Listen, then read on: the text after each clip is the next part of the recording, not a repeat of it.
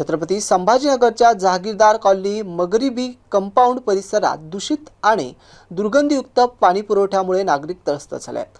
वारंवार तक्रार करूनही महापालिका प्रशासनाकडून प्रभावी कारवाई होत नसल्याचा आरोप नागरिकांनी केला आहे। या समस्येवर तातडीने उपाययोजना करण्याची मागणी आता नागरिकांमधून जोर धरून आहे।